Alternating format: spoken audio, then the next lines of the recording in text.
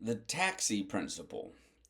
Basically, the taxi principle, in a short little pithy statement, is that you ought to find out the price before you get into the taxi. There's a sense in which you should always find out what something will cost before you get in. This is not to indicate that the thing that you're contemplating isn't a good or isn't worthwhile or isn't valuable.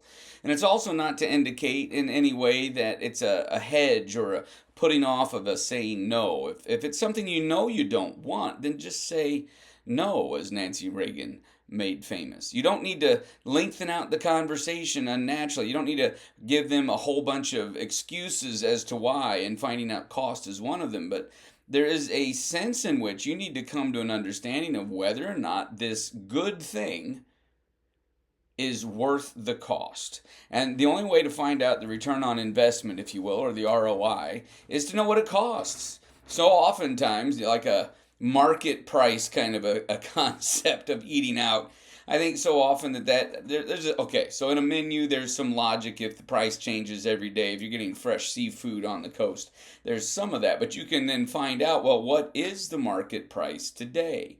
People hesitate though because they don't want to seem cheap, or they don't want to admit that the cost is what will keep them from doing it because it makes them feel like they're admitting to being poor in one way or another. One of the ways that this really becomes very applicable is if somebody's asking you to join in an effort. There are a host of good things. There's a host of good things you could be doing. And to say no is not to state that the thing is not worth your time. It's to state that you have a limited amount of time. And to admit to yourself that you have a limited amount of time, so you that must therefore prioritize what you're willing to do, is something that a grown up learns to do. You need to be able to say no to things that are good, so that you can say yes to the things that matter most. Now, this will vary based upon different people. Obviously, whatever it is that you're passionate about will have more of a value for you and therefore of your time to do.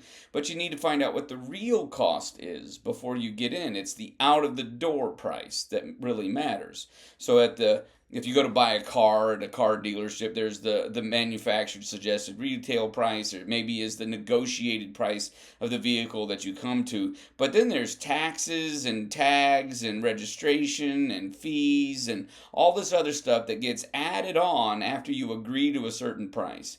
And it catches people off guard. What you need to know is what the out the door price is for something. If you're being asked to participate in, let's say, a ministry at your church, a great thing to do would be to say, would it be okay if I were to shadow you for a couple of times to figure out what it all is required or involved or it is entailed? That enables you to make a wise decision.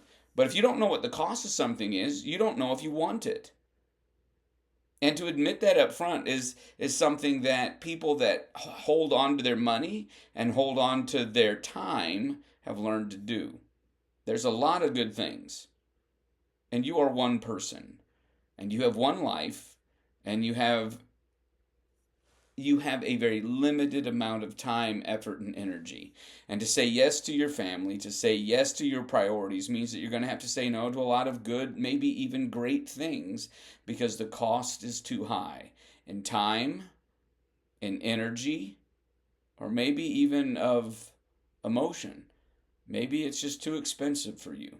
Now, there's a lot of great things I hope in your life you say yes to, but you need to know if it's worth the price or not. Now, in a hyperbolic fashion, you could go to, let's say, the Dollar General or Family Dollar or Dollar Tree, whatever dollar store you go to, and you could look at a comb that you need, a hair comb. I need a haircut is what I need right now. But let's say you need a hair comb, and then what do? You look at the price tag. Why? Well, very simply, if it is $10, you're not going to buy it. If it's $700, you're not going to buy it. If it's $20,000, you're not buying that hair comb. The price is too high. And so, too, it might be that helping out with whatever it is you're being asked, the cost may simply be too high. Find out the cost before you get in.